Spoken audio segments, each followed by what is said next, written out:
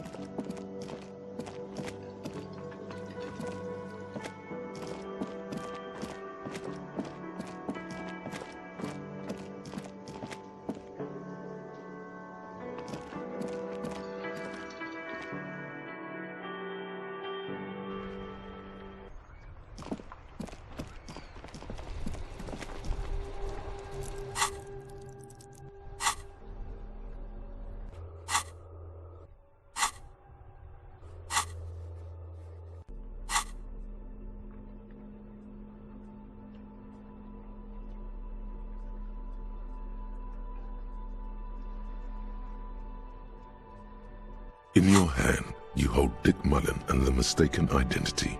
The brittle paperback feels fragile to the touch.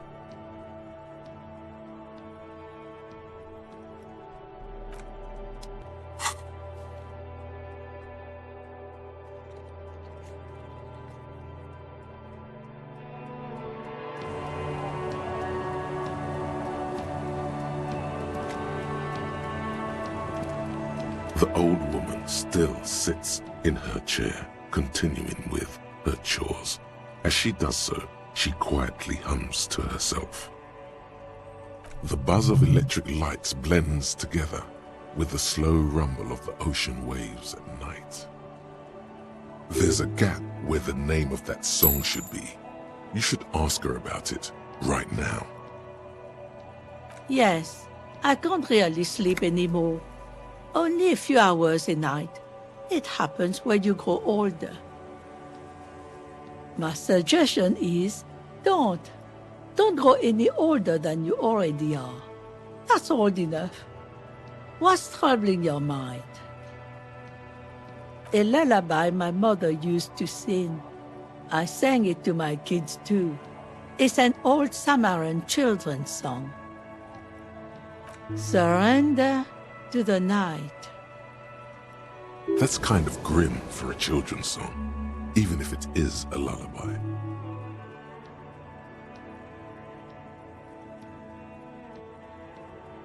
Like I said, it's an old children's song. You don't have to like it. I can wash it for you, but it's going to take about a half an hour. Think you can stay put for that long? I could use a breather. It's been another track and field day. Well, hand it over then, and I'll see what I can do. Must say, I'm proud of this one. It's pretty nice underneath all that filth. I hope you'll have an easier life in your hands.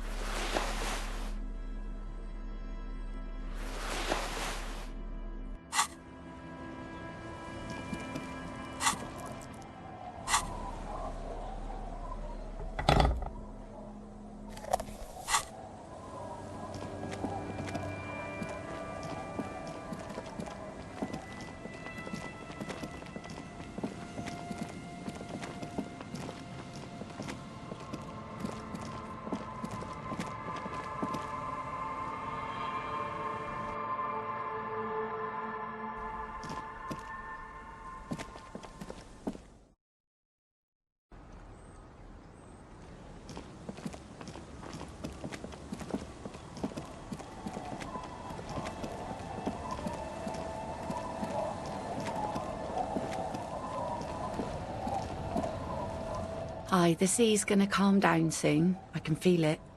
The wind is turning southeast. What's on your mind, officer?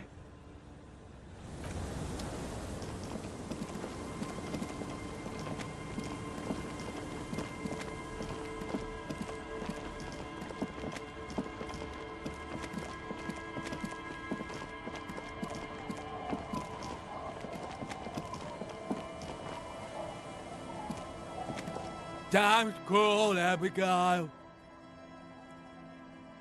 Don't call Abigail.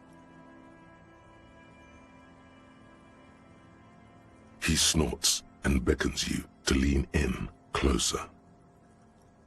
Don't call Abigail. Don't call Abigail. The man hiccups, then mumbles something unintelligible. There's no use in yelling at drunks. He's barely holding it together. The drunk man starts coughing a really disgusting, hacking cough. Don't call. There was little chance he'd be a reliable witness anyway.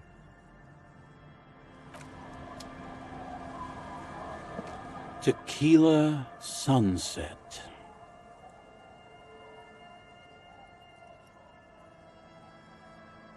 Wonderful.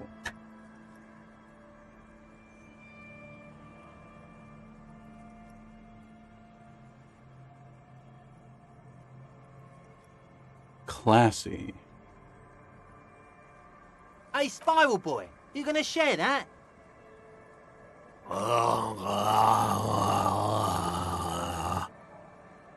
Shut up, guys. I'm telling a story here.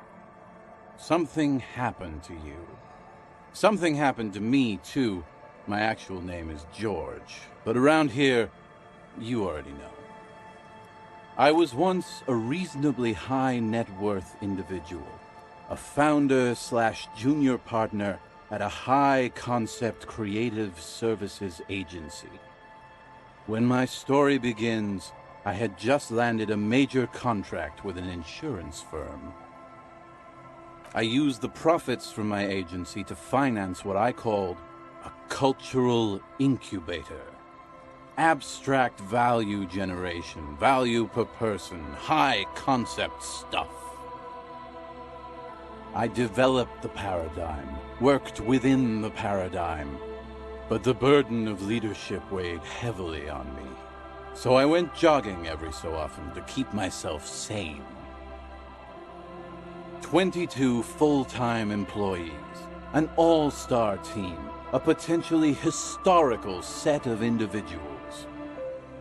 Worrying about them often kept me up well into the morning hours. It did. With my trusty Sansariq tracksuit, I felt like I could conquer the world. But now dreams are worn thin, much like my tracksuit. One day I left on my evening run. As you may know, it's impossible to clear your head when you're distracted by the sound of keys jangling in your pockets. His eyes are clouded, his dilated blood vessels encircling his irises like stinging brambles. His eyes are your eyes. So I removed the key ring and put the keys for the front gate and the apartment into different pockets to stop the jangling, you see. At least, that was the plan. I was halfway done with my usual lap when it started to rain. The reality situation became very wet, very quickly. Wet, okay? It was raining really hard. I made my way back home and discovered that I didn't have the key to the front gate. I'd mixed it up with the key to the letterbox, which was useless. Naturally, the situation required me to climb over the gate, which I did. There was no climbing down because I slipped and landed on my ass. Ouch, indeed. Reality was looking rather grim just then. Me lying on my ass in a mud pit in the middle of a heavy shower. but when life knocked me down, I always got up. So I made my way across the yard. Standing in front of my apartment door, fumbling with my pockets, I realized that I'd also forgotten my apartment key. I wish I were, Tequila. I wish I were. Instead of my apartment key, I'd taken the key to the office. I rang my neighbors' buzzers. It was late, and most of them didn't even answer. Those who did assumed I was trying to sell them something and hung up before I could even explain the situation. People are naturally wary of ad men, you see. One moment someone chats you up, 5 minutes later you've bought a box of edible lingerie and a strap-on. I don't begrudge them, especially since I was known to be one of the best. Heavy is the head that wears the crown. Just then, I experienced a moment of clarity. I still had the key to my office. I could wait out the storm there. But when I reached my office, I remembered that I'd asked one of my producers to change the locks that day. And since I hired only the best, he'd already done it, and I couldn't get in. Anyway, long story short, life spiraled out of control. I haven't gotten into my apartment for years, and my girlfriend left me because she didn't want to date a homeless man. The company, well, you see where I'm going with this. So, now you've heard my tragic tale. What do you think? Like nothing you've ever heard, huh?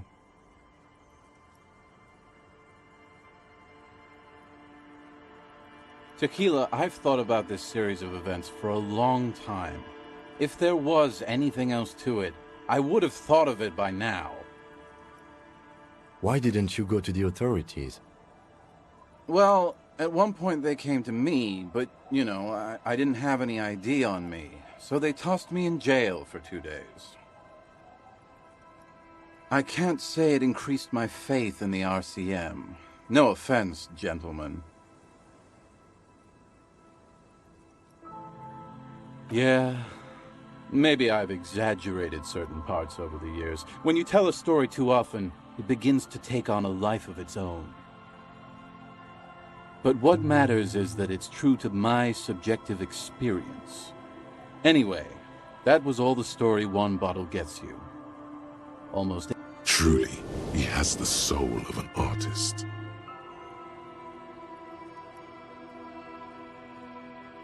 Good fucking question, Tequila. If I knew the answer, you think I'd be hanging out on a beach in this formerly premium but now extremely dirty two-piece lycra tracksuit? I used to own my reality situation. My business buddies and I had our own creative services agency. I had a nice apartment, an even nicer piece of ass. But somehow it all got away from me. Now I can't hang on to anything. Just last week I stole this nice new jacket, but then I lost it too. The only things I haven't lost are these two drunks. You of all people should empathize with this. Perhaps this lost jacket is something you could help with? My agency, man. The Boom Boom Room. Our concept was combining high art with the lowest forms of marketing. The color red, breasts, and oil painting. I convinced my partners to reinvest some of our profits in an even more high-concept cultural incubator called Thin Air. The artists were happy, the clients were happy. I was financing a group of poets in East Revachol who were developing a new universal poetic language. But then it all went to shit. Sounds intriguing. What say you, Art Cop? If it sounds like it makes no sense, that's because it doesn't.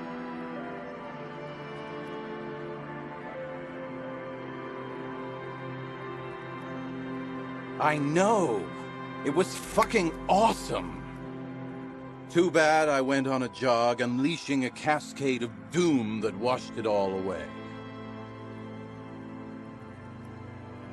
What? You've never seen 100% Lycra before? Go on, feel that primo material.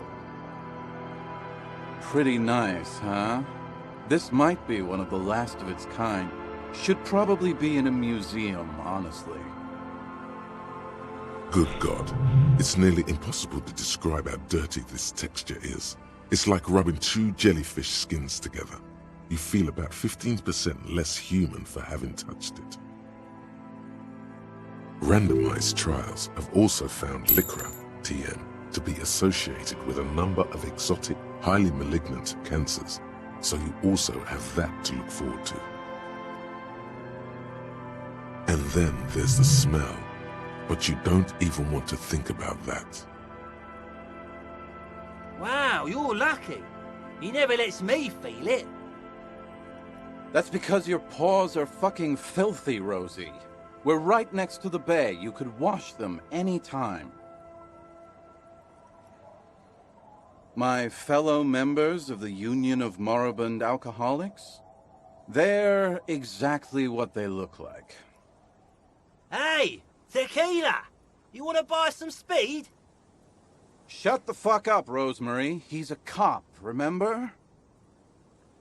I thought he was a cool cop. A gurgling sound comes from the direction of the non-responsive man. And yeah, you're already acquainted with abs. So yeah, that's basically us. We drink together. Tequila, it's a verifiable tragedy. It was practically brand new. Sure, it didn't really go with my Lycra threads, but it did itch a lot less. Say, you're a detective, right? Maybe you can help old Doom Spiral out. Solve the case of the missing jacket. What do you say, Tequila?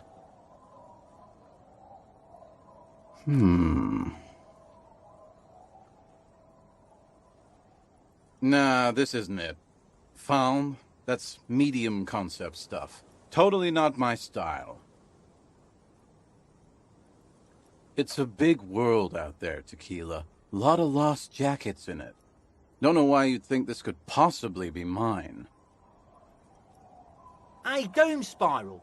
Ain't that the jacket you stole the other week? Not on your fucking life, Rosemary. What's wrong with you people? Like I'd be caught dead wearing fawn, like some low-concept bicycle courier. Tell you what, Tequila. Why don't you just hang on to that one? I'll get another jacket someday. At least you got a nice jacket for your troubles.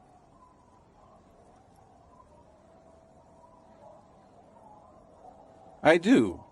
But as you can see, my fuel tank is running quite low. If you catch my drift.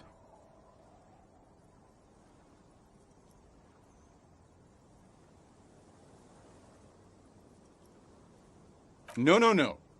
Contrary to popular belief, I enjoy being alive. Not much, but it will do. The tale I'm about to tell you is an urban legend particular to Martinez. That said, I first heard it from a former bicycle courier in Coran. There are many variations on the basic story, and the details often conflict. What everyone agrees on is that nobody knows the exact nature or identity of the phenomenon. Are you telling the story of the headless... Shut the fuck up, Rosemary. Summer of 44. 17-year-old Gertrude Hett is walking home from a late shift at the harbor. It's almost midnight. She stops for a cigarette near the canal. The streets are warmed by a southerly breeze. The lights of a passing motor carriage bloom and fade in the distance. In the harbor's dark, her cigarette is a beacon, dancing alone.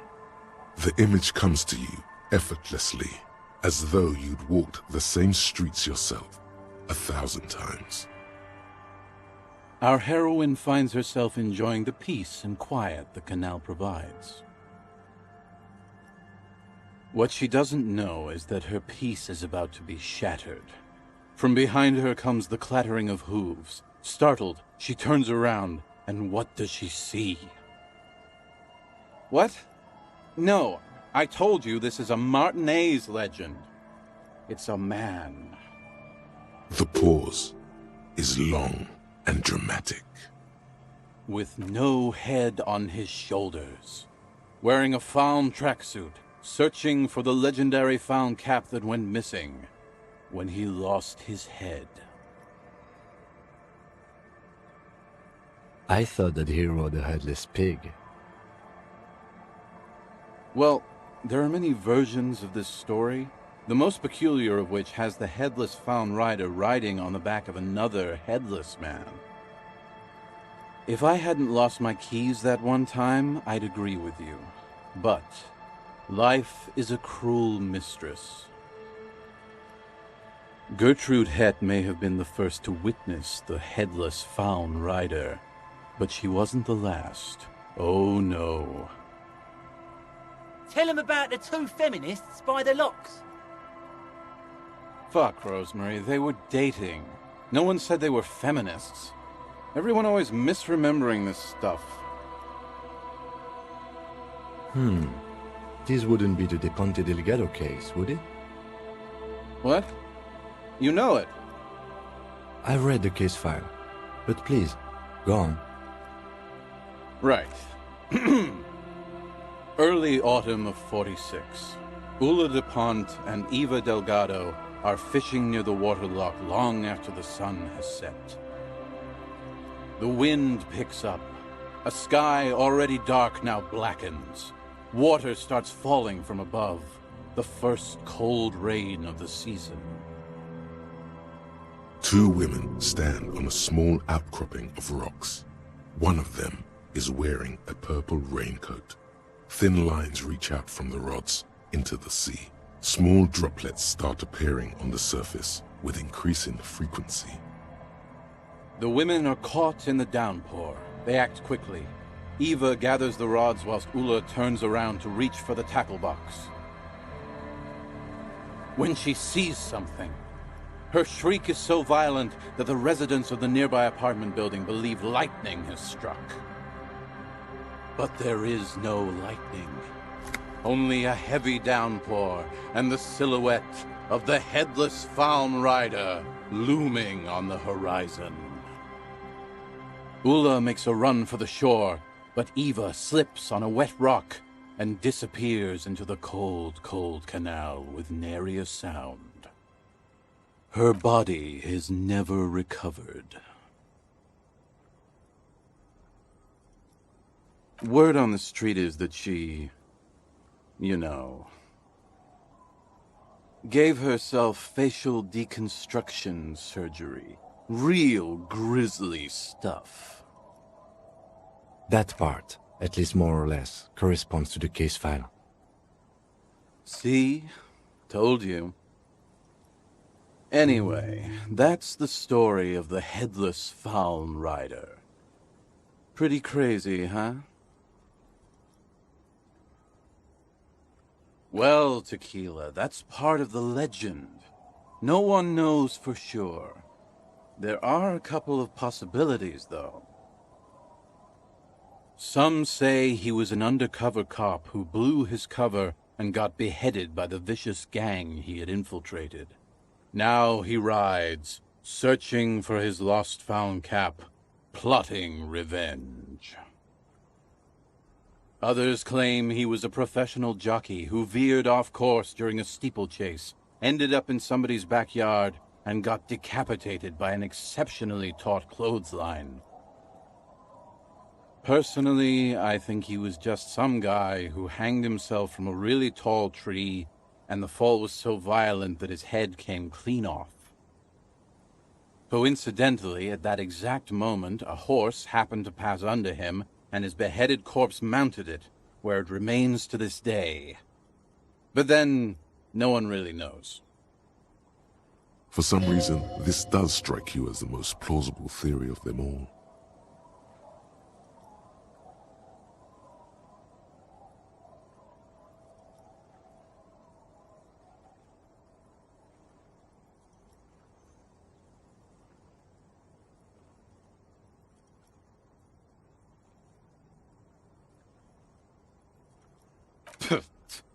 Like you could do better, Tequila. Anyway, to each his own. You want to hear any other stories? Hard to argue with that, I suppose. That's the reality situation for you. You think you got a handle on it, then blam! It throws some wild shit at you. That's why it's critical to stay well hydrated. Yeah?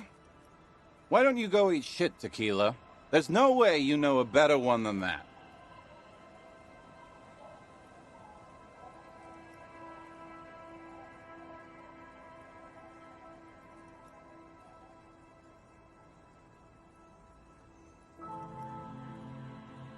Acid gnomes?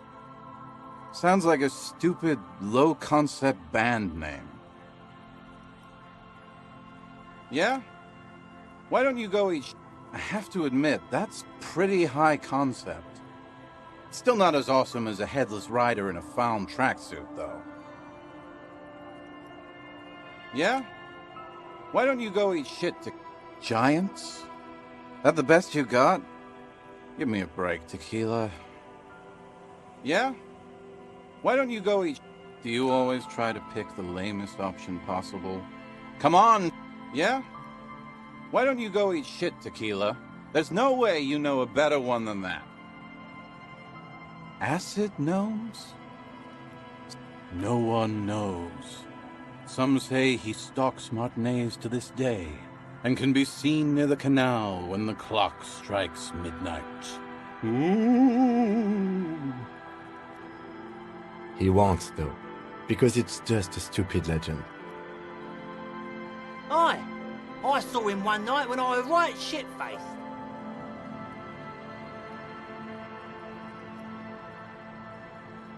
We are saving the world. Please! Please don't go! Don't go!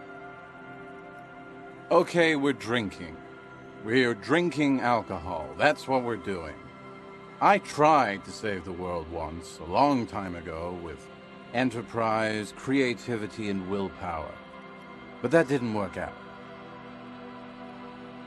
So now, it's a pirate's life for me.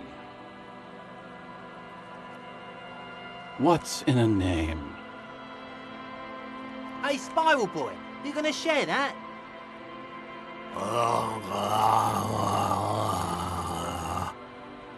Shut up, guys. I'm telling a story here.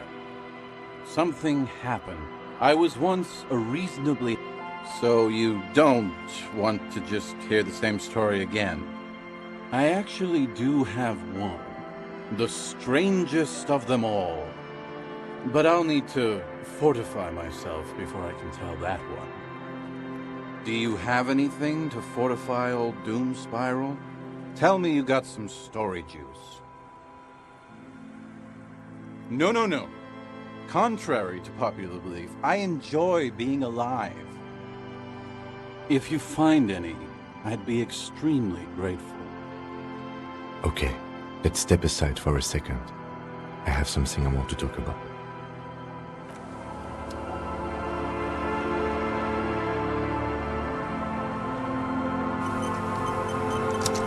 The legend! He's back! And firstly, I got smokes, and piss, and a little speed to spice things up.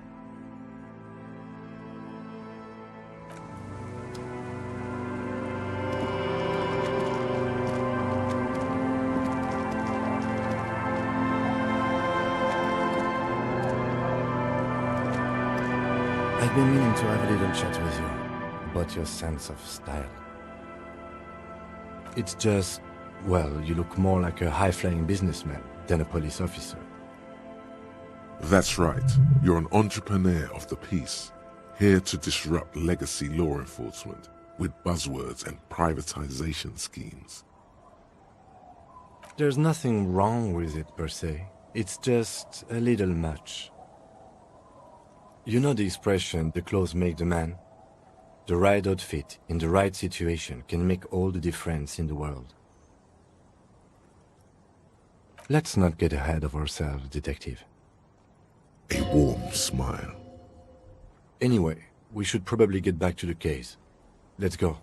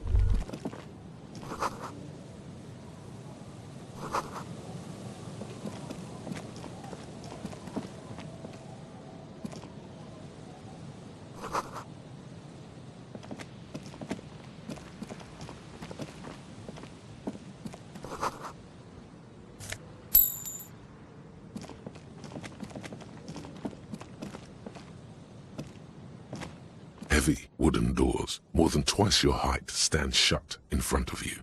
The rectangular sea-worn ornamentation appears in stark contrast to the padlock, carelessly drilled into the wood. Nothing happens, only the sound of the padlock rattling against the door. I don't think that's going to work. High above, the wind wraps the church in its rush, cold and wet from the ocean bay. It parts around the massive keel-shaped roof, like a test tunnel washing both sides, the way it has done for 340 years. The wind keeps its distance. So should you. There is a hole in my heart. The lieutenant looks at the padlock. He didn't hear you asking. You were quiet enough. The carving on the door is block-like and angular, like the church itself. Two large beams shoot downwards, sinking into the wood before they reach the threshold. The surface is smooth from the wind, but moist to the touch. This cheap-looking padlock is sturdily built. It shackles together a hasp and a staple screwed into the wooden door. The lock is adorned with a yellow sticker. It'll be easier to break the staple than the lock. Also, that sticker is interesting, somehow. You see a yellow circle with two X's and a big curve below them that looks like a mouth. You're pretty sure you haven't seen it before, but what the symbol depicts is clear enough. A smiling dead guy. The curve makes it smile, and the X's make it dead. There is something blindingly modern about this symbol. Its modernness puts to shame everything you've seen before. It's the contrast between the cheery, chemical yellow and the rigor mortis. As if the cheery guy didn't know he was dead, or the dead guy didn't care that he was. Either way, you get the sense the forces of future are at work here. He takes off his glasses and uses a blue handkerchief to thoroughly wipe them clean before inspecting the sticker. Then he looks up, pauses, and replies. No. Looks like a dead man smiling. Suggests junior delinquency. For Revachol ZOC, the moral intern defined junior delinquents as minors between the ages of 10 and 16 who have committed an act in violation of the law. These acts aren't called crimes as they would be for adults. Crimes committed by minors are called delinquent acts. This was part of your officer's exams. I haven't seen that sticker before, and I'm not a youth.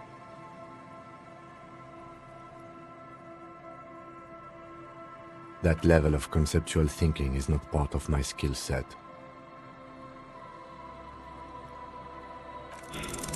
Your hands are clammy from the sea air. The piece of sticker keeps slipping away. The lieutenant hands you a blue handkerchief. He looks a little dismayed when he gets it back crumpled.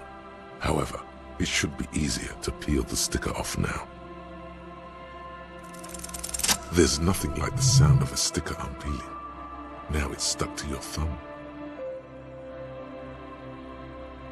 Looks like today was a gold star day.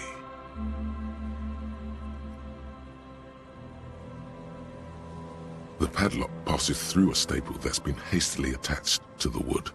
Closer inspection reveals that one of the screws is not a screw at all, but a nail. The work has been done recently and is unprofessional, to say the least. Should you want to get through, it might be easier to just pry the whole thing off. Maybe we should circle the building first and look for another way. The building has seen enough mistreatment. There is a touch of guilt in his voice. Yes, the pulsing base. A sure sign of junior delinquency. Somewhere east of here. There's something on the sea ice there.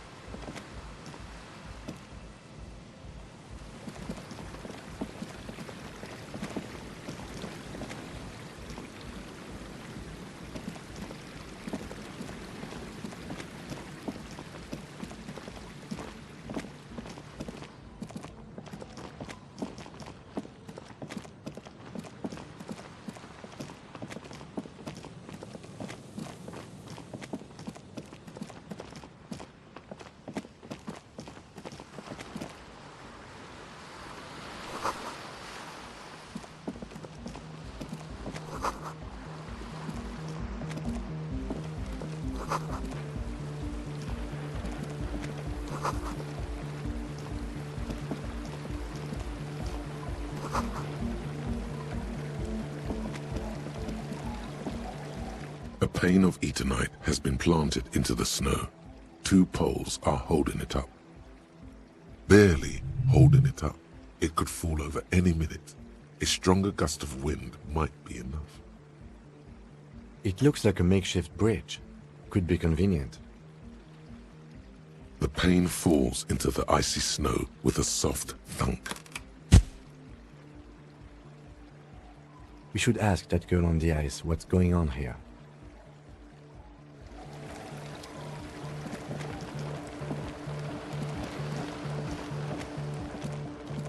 The tent is just tarpaulin fabric covering a pile of stuff. The flap is open. Inside, 3 young men, all in forward-looking apparel, reminiscent of the sticker on the padlock, are listening to some new form of music. It's like nothing you've ever heard. One of them looks at you. Come on, get in and close the flap behind you. The warm stuff's getting out. Sorry, you barely have room for one. You go ahead. I'm too old for this. I'm actually not, he thinks. I just dislike delinquents. I'm sure you will feel right at home. I'll keep watch.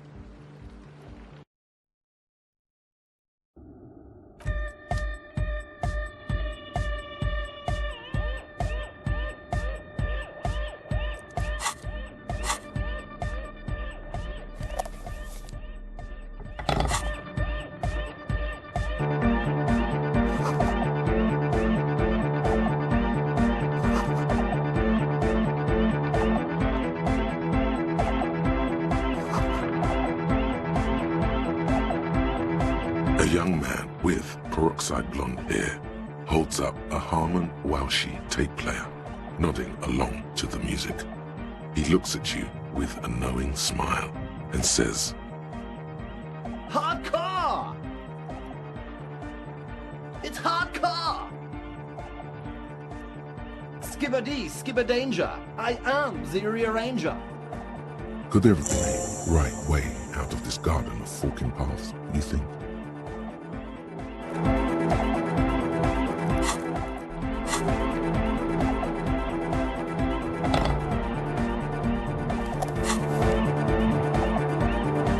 You see a youngish man bleaching the tips of his hair with a toothbrush. He puts the toothbrush down and extends his hand in greeting. Hello, I'm Andre. It's a pleasure to meet you. There is definitely something futuristic about his hair, aggressively so. You get the sense that this is what the future will look like. Imbecilic, yes, should the future ever come, it will look deeply imbecilic, like this guy. His grip is strong, sweaty, and warm. He's trying to project and inspire confidence. This is my posse, Noid. The young man with earrings looks at you suspiciously. And Egghead. Egg! Together with a Settle Burger, who's out there right now, doing some seriously progressive sonic experimentation, we like to think of ourselves as music venue organisers. We have many in the pipeline, officer. That means they haven't set up a single one yet. You see, we've been all over Jamrock North, prospecting for real estate to establish a new venue in. Also for talent. Yeah, thank you, Egghead. And while there is no shortage of raw, unfettered talent spinning tapes in Jamrock, we've had rotten luck with the real estate part. Place is a shithole. I apologise for my friend Noid's potty mouth. I realise this is not how you speak to a police officer. He has authority issues. Yeah, it's a matter of occupied ecclesiastical property. I bet you've noticed the derelict hive of narcomania on the coast. I'm talking about the church, and I'm not exaggerating. Even a place of spiritual refuge can become a magnet for all sorts of dopeheads and burnouts if left unattended. Dopeheads! Burnouts! Well, I'm sad to say, that's exactly what happened. Sad because we were just about to put Martinez on the map with one of the maddest dance clubs in Jamrock. Nah, strike that, in Revachol. Strike that! The word! And sadder yet, because the dopeheads and burnouts holed up in there were the worst kind.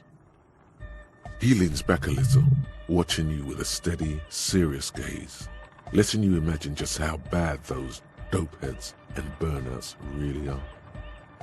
Good. This calls for an opinion. You're an expert in those. Yes. And the worst part is, they're also spooky. I was hoping you would be the judge of that, officer. All I can say is, their spookiness is the kind that keeps us from restoring this church into a community centre and a place of spiritual refuge. Also, they don't eat or clean the building. Shit's gonna collapse. People just want to spin tapes without them spooking it up. Place has bad signs. No one can dance like that. Thank you, Egghead. So you're gonna look into it, right? It should be a police matter. Getting them out. Whatever spooky stuff they're doing, I'm sure it's not what the Ecclesiastes meant their property for. All right, man. Andre is obviously very happy you took him seriously. The whole tent is. The boys exchange giddy looks. Yes, I asked Noid to install a measure against more drifters wandering in. It's a temporary fix, just something to contain the situation. I had to do it in an hurry. Not my best work, but it should hold for a while. Of course. Noid, give the officer the key. All right.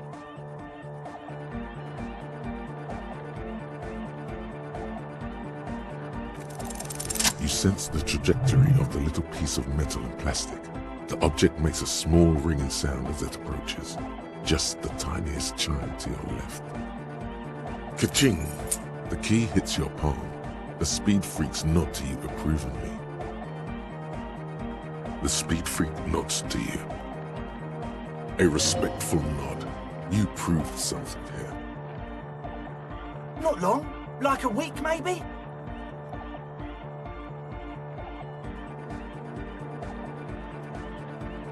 I'm super sure they're alive.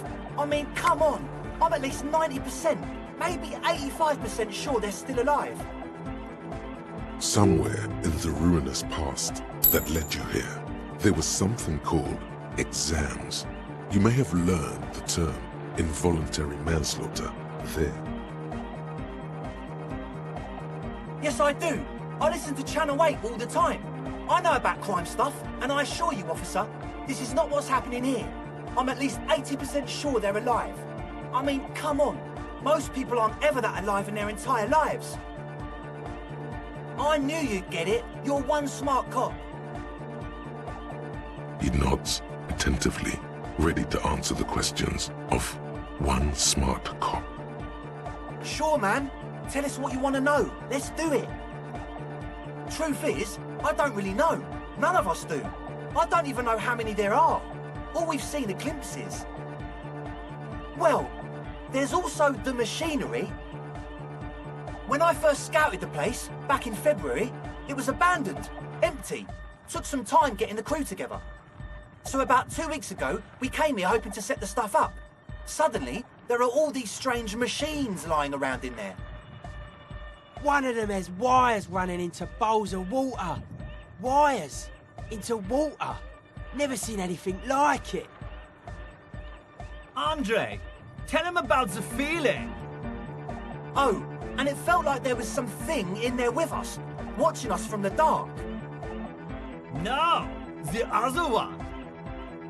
Which other one? I'm not as in tune with my emotions as you are, Egg. Felt like silence. Awful silence. Not exactly. We've just seen someone who we think is a woman go in and out of the church. A couple of times. And we felt someone, or something, eyeing us inside. But that's kinda it. Like, you aren't alone, you know? It wasn't quite human, if you know what I mean. Not human, as in a ghost? Do you know what he means? It was this dark shape climbing upside down along the ceiling, like some kind of crabman. Yeah, you know, the way it was climbing up and around the ceiling, like a crab. It was stalking a cell, exhibiting ambush behaviour. Odd. Crabs are usually marine creatures, and not known for climbing walls. Yeah, totally. I mean, I didn't personally see it. Estelle was alone that time, but I believe her. If she comes out running and says there's a crab in there, there's a crab in there. So he hasn't even been in there lately. Is he afraid? You should ask her about it, but be nice. Don't tell her you don't believe in the crab. There probably is no crab man. Don't let them draw you in with this nonsense. You should talk to Noid about that. I just got a distinct burnout and dopehead sign from them. Probably jacked up to some snuff station too. Probably, very likely. Well, honestly, I can't, but I am. This is a below-feeble attempt at avoidance. Basically, he is attempting to weaponize idiocy. Hey now, I'm 70% sure they're substance abusers. Don't let all that technology fool you. Where do you think the drugs come from? Sure. What? He's a quiet man, mostly communicates through music, and by being a master of ceremonies. Well, he's just kinda here. I don't really know how to communicate with him. Yeah, sometimes. When I, stumble and find my way into his centre, you have to hear a lot of hardcore to the mega first, though. The man smiles mysteriously, choosing to let the beat speak for itself. I get it. He's a puzzle. Oh yeah, that's a meteor and name for the founding party. Thought it'd be cool to use it. If you don't know what the founding party is, there might be a way to mask it with minor demagoguery.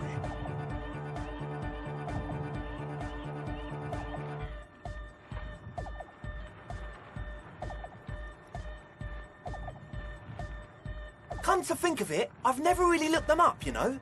I can't give you a precise definition, but they're a very powerful religious organisation. And they have roots in ancient mass society. And they're the custodians of the Pericarnassian Church. Plus, they anoint the innocents. They, like, made the innocentic system, no?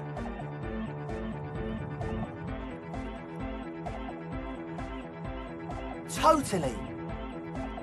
The Pericarnassian Church is about love, and Nordic music is about love. I got love for my Pericarnassian posse. Love is the relay out of death. We dance.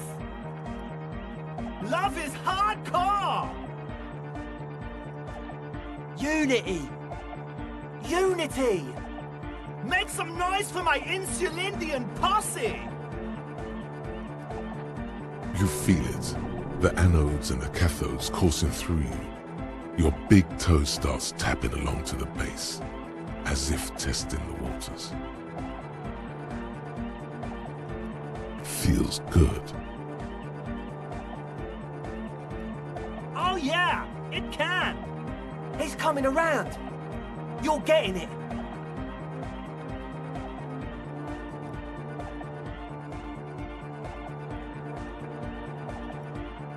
Yeah! Yakokata! The place to be! He seems ecstatic that you share his vision of Pericarnassianism. Do it for the masses. Do it for the crew. I didn't want to say it, but it was pretty lame of you to imply otherwise. Anyway, you got more questions?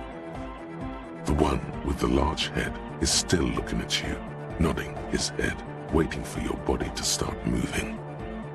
You feel like you could go for a little disco when, or if they get this club going. You've got it in you. Yes. What? Yeah, good to have, bitch to carry. When I first scouted the place, I did some reconnaissance. I'm not sure the church even has running water. Oh. It's the one they sell at the fuel station. It's like he's lying to you, my liege. But he's slippery enough that there's nothing for you to grab hold of. The what now?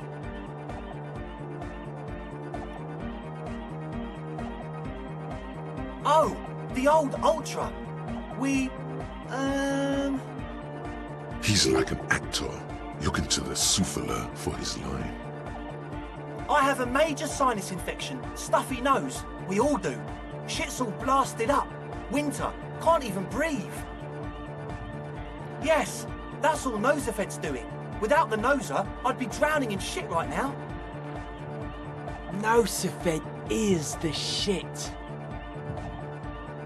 Yes. What? He nods enthusiastically, no doubt a little relieved. As always, we'll be right here, waiting patiently for the news. Yeah! So you had a talk with Andre, and now you want to discuss things with Noid. Good. It's good you talked to Andre first. Gave me time to get a reading on your sign. Can't really talk to people before you get a reading. Yeah, gotta compare. See if we can align. I suck at socialising, man. Even now, our sign synchronisation is way off. But I'll see what I can do. A sticker? You mean the yellow one? Can you... Interesting.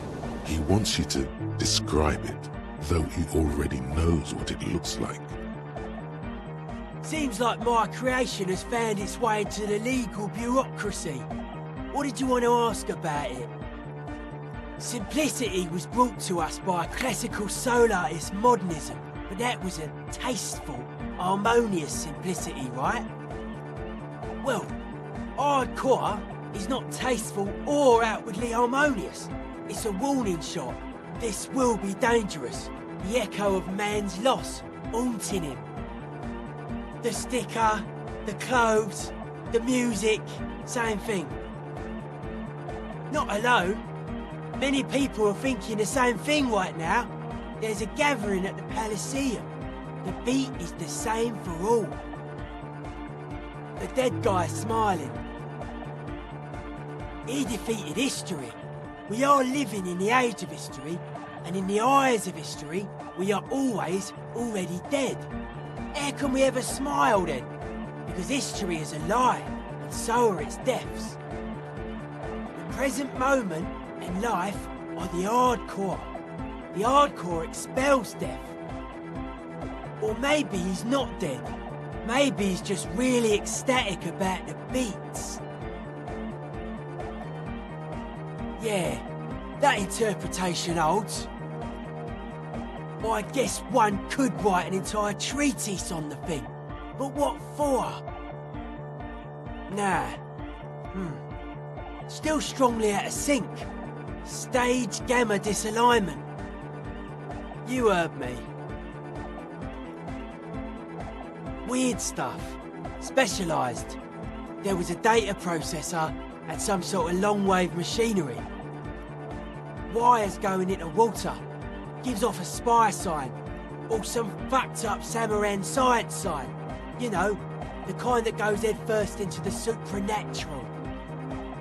The People's Republic of Samara is a product of Revachel's sister revolution on the Grand Isola. It's known as a severely degenerated rogue state.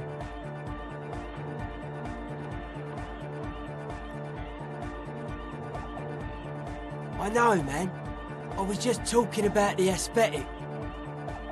Nothing's wrong with it. It should definitely be researched. You can still do sick shit with it, though. Most of it doesn't exist, but there's also stuff that isn't allowed to exist, because the moralists think it's too dangerous for the plebs. Psionic powers, pale-related diseases, pretenders pretending to be human, folk rights, that kind of stuff.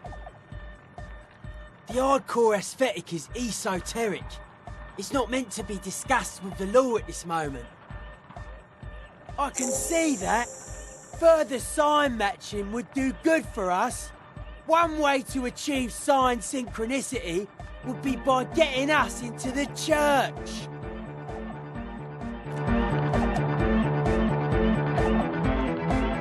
The young man with the tape recorder acknowledges your return. When he looks at you, he squints as though you were the setting sun. This is hardcore.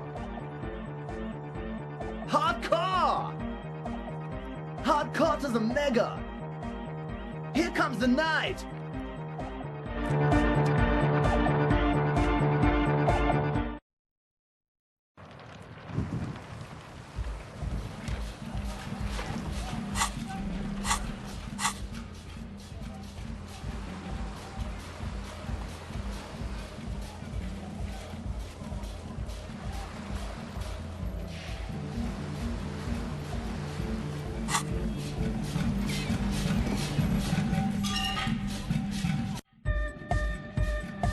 Back to the hardcore!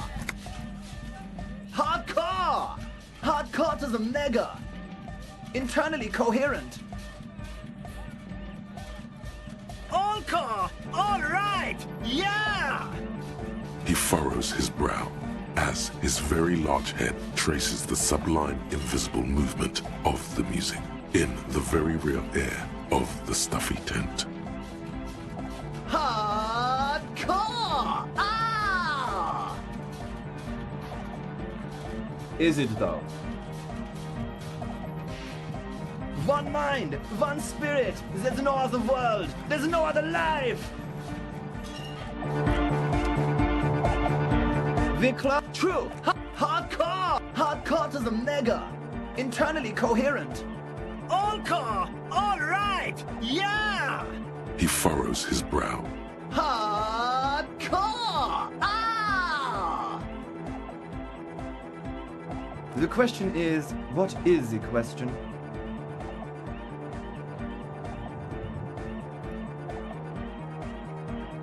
But there was no question. We're close. True. Hard. Hardcore. Internally coherent. Good morning, yeah. 1, 2, 3. Yakokata, the place to be. Yakokata is a hardcore place. An intricate system of irrigation networks pockmarking the earth, intermittent seas of phosphorus mud, ripped tarpaulin fluttering in the wind. A pair of molten rubber boots also comes to mind. All in all, a truly hardcore place. True. Hardcore. Internally coherent. All car. All right. He furrows his brow. Hardcore. The question is, what is the question? But there was a question? We're close. True. Hardcore. Internally coherent. Good morning, yeah. 1, 2, 3. It's the message, so listen and you will see. We're true. Hardcore. Internally coherent. All car. All right. You gotta get the people going. Yeah, request. I want everybody as close to the stage as possible. We're true. Hard. Internally. All car. All. Gotta get the people going. I'm the party boy. It's my job. Hardcore party 25/7 beyond the winter's orbit style. There is a place far away in Cutler, beyond a certain latitude known as winter's orbit, where there are 25 hours in a day. It is a tremendously cold place, abandoned to drunks and failed rock stars, full of eternite, depression, and half-finished ski-flying hills. The Suru live there. We're true.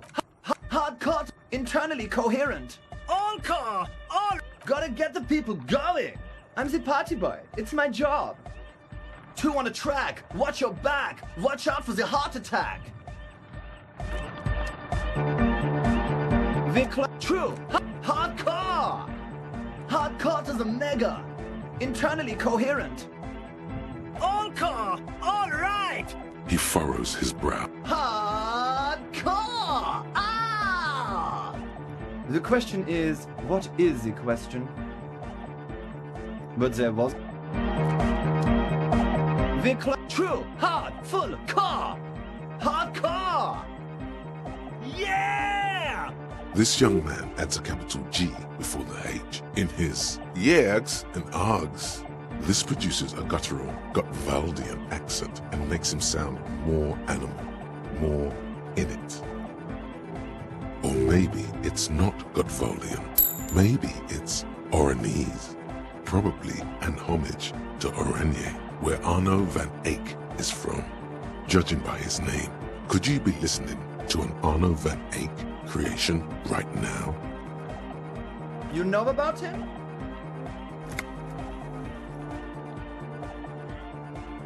You know Van Eyck? Wow. The skinny wraith looks at you with some disbelief.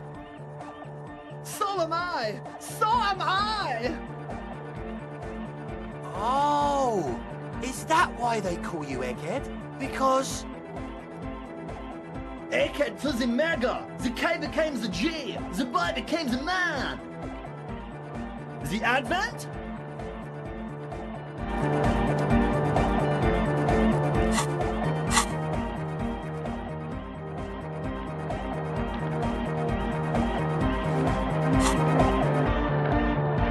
Vikla, true, hardcore to the mega, internally coherent. All car, all right. He furrows. Ha! Is it though? But no, but seriously, I'm a bit worried it isn't.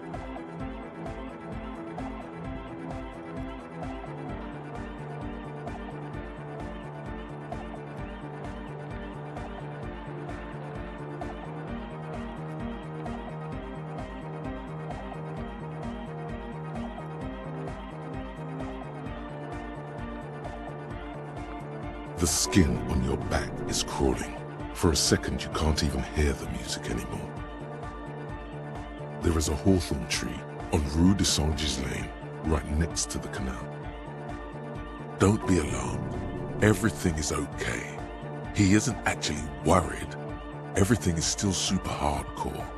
What he probably means is, it could be even more so.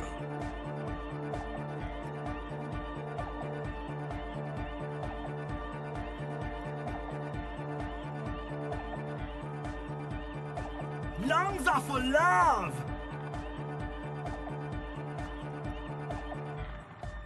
Love! In a woman's lungs! Lonely as I am, I'm not afraid! This strange, damaged feeling grows on, 'cause I've never loved someone like you before!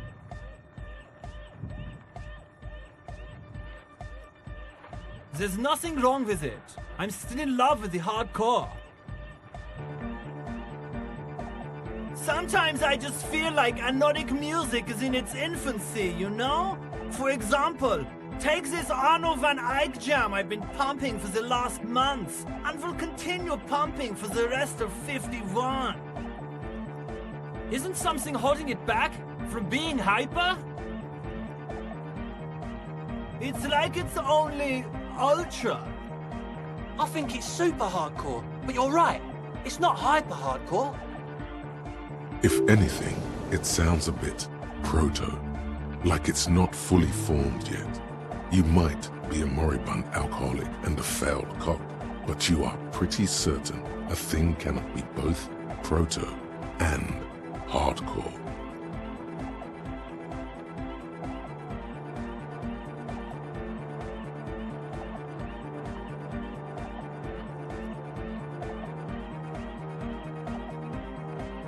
Wow! Culture cop! I think you might be right. But how could it become hardcore then? I know it in my heart, but cannot think it in my head. If this is not hardcore, how could anything be? What? Guys, there's something happening in his head. Oh yeah! He's doing it! But you're not. This is almost certainly a matter that surpasses the limits of reason. I know! So does mine! Uh-huh.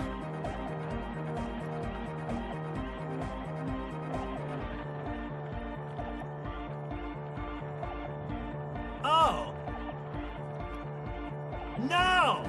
This is the answer! Yeah!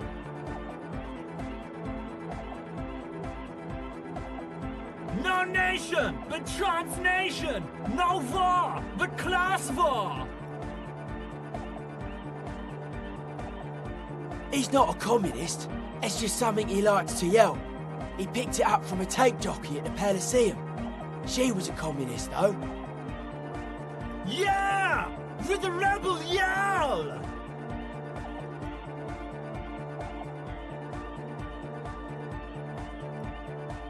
I can be an ultra! If you want that, do you want me to be an ultra? Please don't turn him into an ultra-liberal. Oh, jeez. Please don't do that. There's enough exploitation in the world.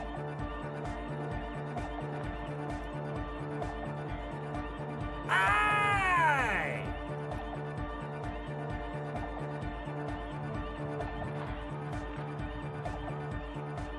Oh, sure! I can do that! If you want that, I can avoid taking a stand! Please don't turn him into a moralist. I don't even know what to say to that.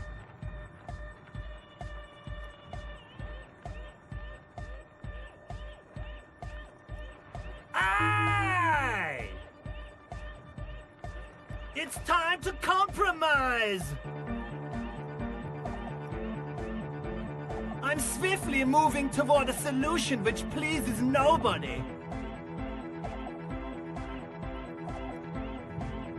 All right! Here comes the night!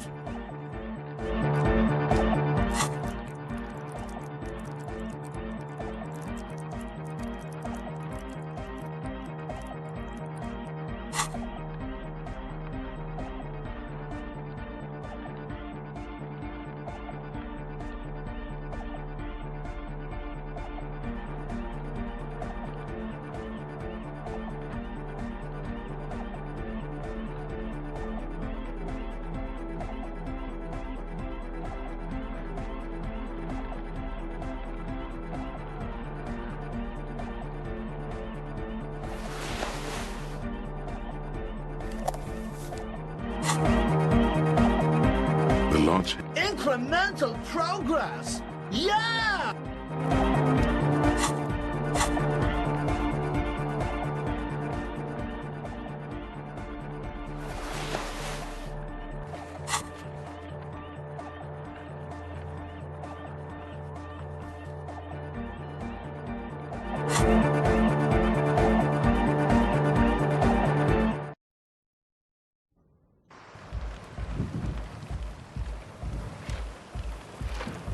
Yes?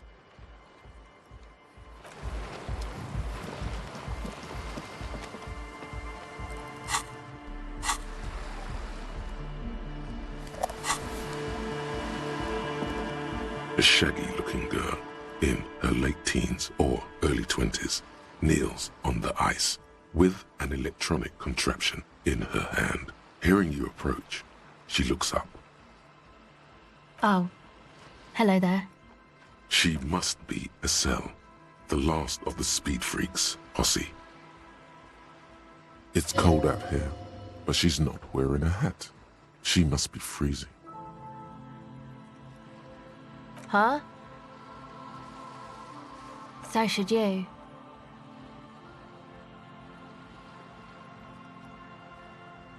Oh, I didn't notice that. Yeah, well... Look, man, fuck the hat. I'm sorry I said fuck the hat. I was concentrating on something else. My whole family swears and it rubbed off on me.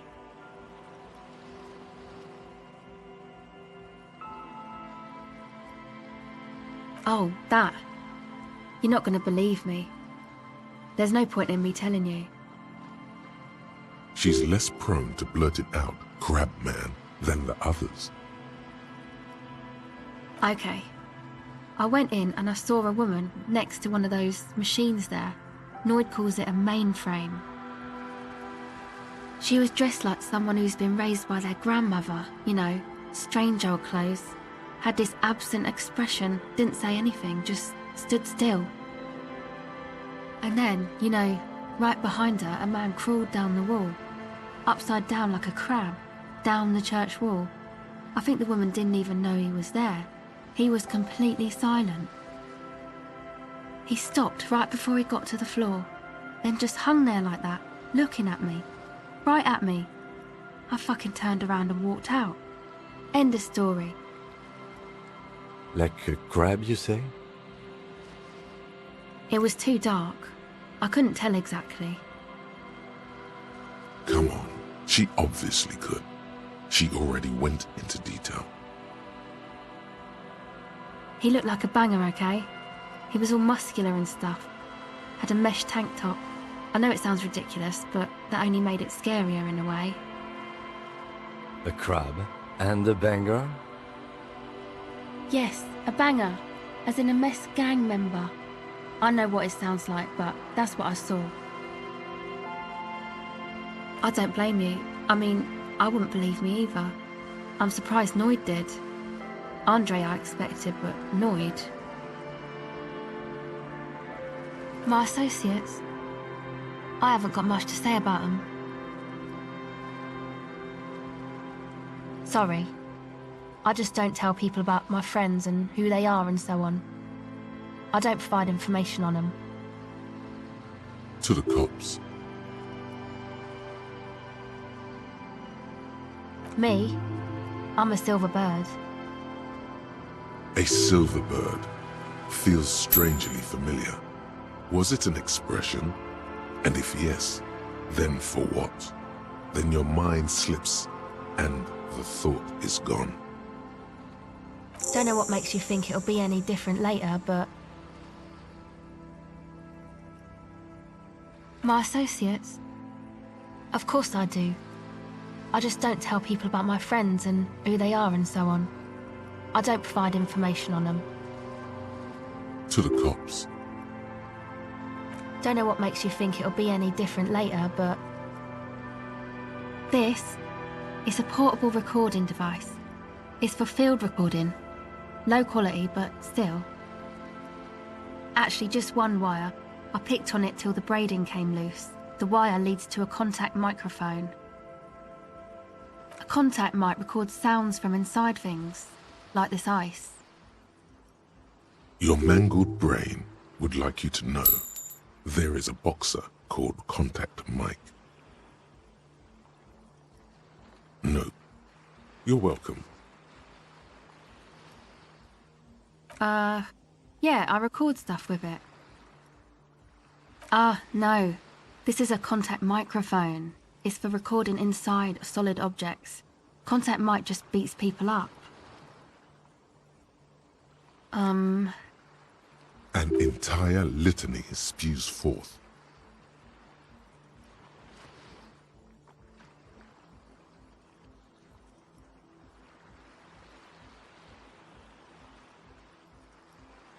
Yes? The mic? I don't exactly know. Somehow it doesn't pick up vibrations from the air.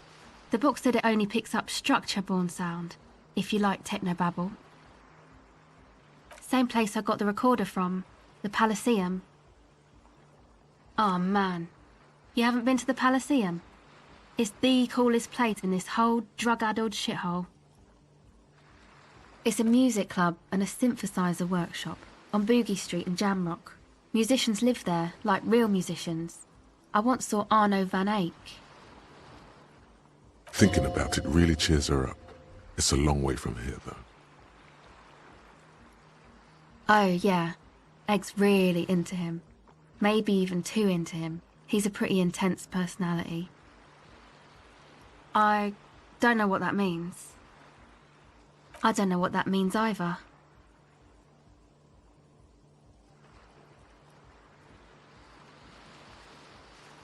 That's cool. Sucks, man. Was there something else? About the contact mic, perhaps? Okay. Recording, I guess. I think I'm recording cracks in the ice, but there's no way to tell. Not without headphones. I think I just recorded your footsteps too. Not sure how that will sound. What happened to the old headphones? My boyfriend sold them. I don't know, man. Things. Just stuff you need for life. A lie. They were probably pawned off for something suspicious. The musicians in the Palaceum used them for making music. They looped the stuff, cutting the tapes together. They make music out of cracks in the ice and keys jangling. Crazy sounds like that. It's hard to explain. Anyway, I thought I'd make some too. It's supposed to be, like, a music place anyway. I don't really know what I'm doing. They use synthesizers too. I don't have a synthesizer. She looks at the recording device, the thing she thought would fill her hours with joy and escape. It's turning out to be an empty fantasy. She feels childish, very useless all of a sudden. The sharp drop in endorphins is almost visible, like a warm blanket has fallen off her shoulders. The wave of chill, the quivering jaw, indications of a drug high. Take this, you're cold. No, man, fuck that, I'm cool. I'm sorry I said that. I'm sorry about the fuck. It's okay.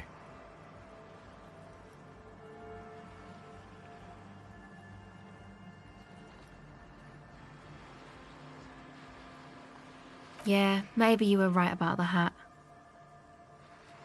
Thanks.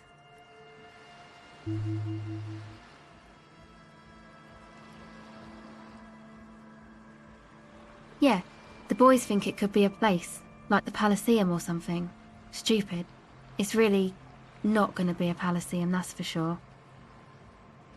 And who are these boys? Yeah, Andre and the guys, inside the tent. And why is that? They got too much stuff crammed in there. No room. Didn't you see it yourself? It's mostly music stuff, like this tape recorder, but bigger. That stuff is more expensive than I am. More expensive than any of us, really. Doesn't matter. I can take the cold. It's probably amphetamine. It makes you feel impervious to the elements, but doesn't actually make you any less cold. I got my recordings to do. I feel better outside.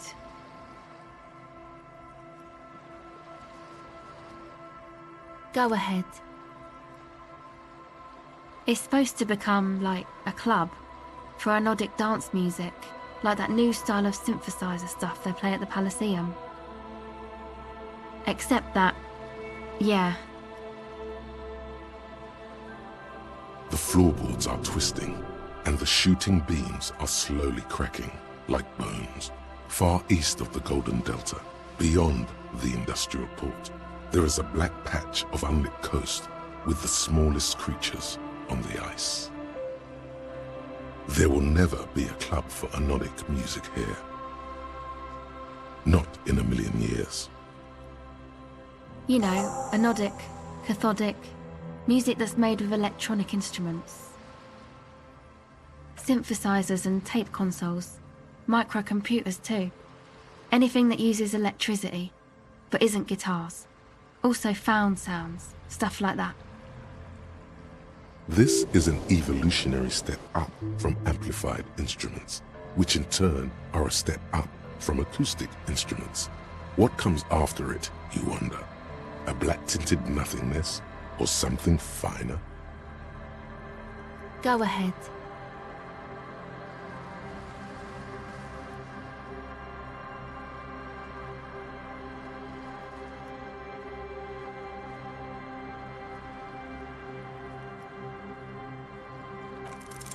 The device is cold to the touch.